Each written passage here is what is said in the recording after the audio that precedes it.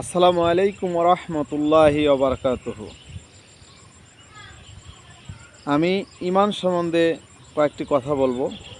ঈমান এমন একটা দৌলত, যে ব্যক্তির ঈমান আছে সে প্রকৃত মানুষ, আর যে ব্যক্তি ঈমান নাই তার কোনো মানুষত্ব নাই।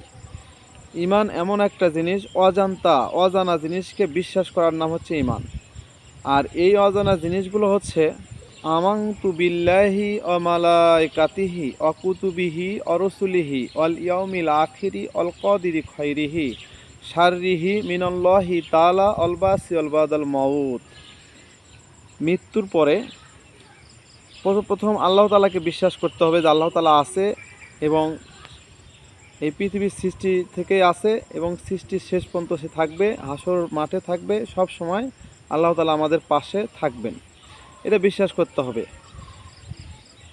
মালাইকাতি, ফেরেশতাকুলকে বিশ্বাস করতে হবে যে ফেরেশতাকুল আমাদের হিসাব নিকাশে ব্যস্ত আছে, আমরা কখন কি করতেছি। দেখেন সিসি ক্যামেরায় যে ভিডিও ফুটেজ হয়, এই ভিডিও ফুটেজে সব কিছু মানুষ কি করে সব দেখা যায়। আমাদের কাছেও সিসি ক্যামেরা আছে।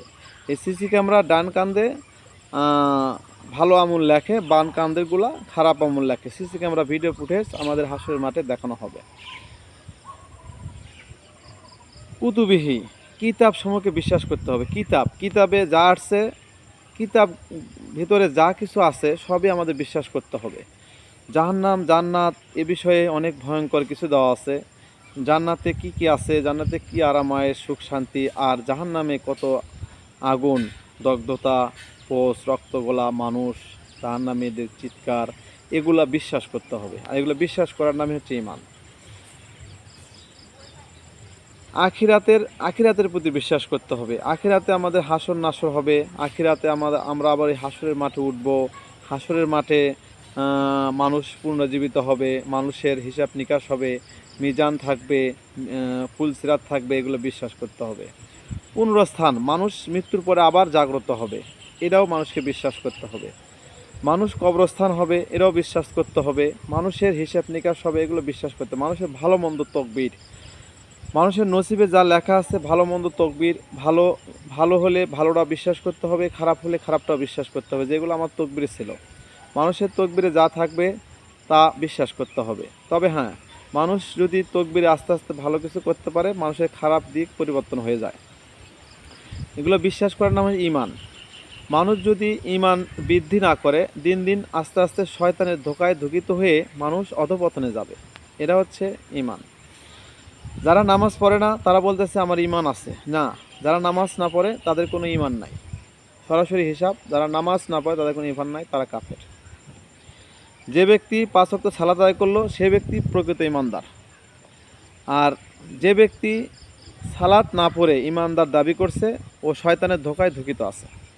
শয়তান ওনাকে বলতেছে যে তুমি সালাত না পড়েই তুমি ভালো আছো, তুমি ঈমানদার, পরহেজগার। না, শয়তানের কথা এটা, ওর কথা না।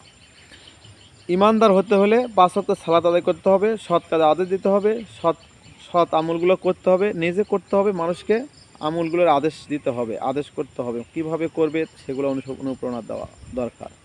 ফকির মিসকিনকে খাবার দিতে হবে, অসহায় দরিদ্রকে খাবার দিতে হবে, পিতামাতার স্নেহ ভালোবাসা, পিতামাতাকে শ্রদ্ধা, পিতামাতার সেবা যত্ন, এগুলো করতে হবে। ঈমানদারের কাজ।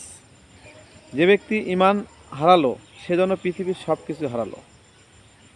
যে ব্যক্তি 1 ওয়াক্ত সালাত হারিয়ে ফেললো, বিশেষ করে আসরের সালাতের কথা বলা হয়েছে, যে ব্যক্তি 1 ওয়াক্ত সালাত ছেড়ে দিল সেজন্য পৃথিবীর সব কিছু ধ্বংস করলো। তার ছেলে মেয়ে, বিবি বাচ্চা, ধন সম্পত্তি যা কিছু আছে সব কিছু ধ্বংস করে ফেললো।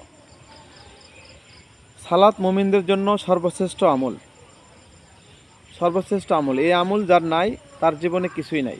টাকা পয়সা, ধন দৌলত, বাড়ি গাড়ি, অট্টালিকা যা কিছু আছে এগুলা শুধুমাত্র ক্ষণিকের জন্য খেলনা।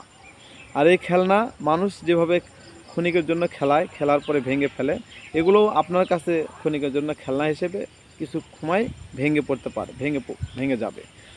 আজ আমার এই জায়গা আছে, আজ যে জায়গা দেখতেছেন আমার এই বাম পাশে, এই জায়গাগুলো সব আমার।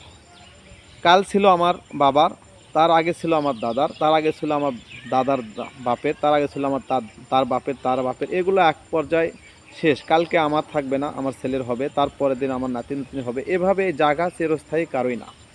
শুধু চিরস্থায়ী হচ্ছে তার আমল। যে ব্যক্তি আমূল সৎকর্ম করে যাবে সেটুকুই সে নিয়ে যাবে এবং এটুকুই হিসাব সে দেবে।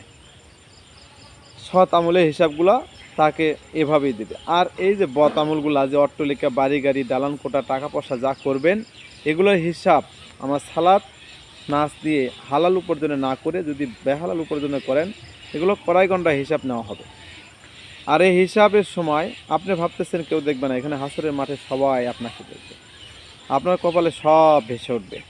আপনি সিসি ক্যামেরায় ফুটিত আছেন, সব যা কিছু করছেন সবই আপনার হিসাবের ভেতরেই আওতায় পড়ে যাবে। আল্লাহ তাআলা আমাদেরকে বোঝার তৌফিক দান করুক। যেগুলো কথা বললাম যদি আমল করার মতো হয় আমল করবেন ইনশাআল্লাহ।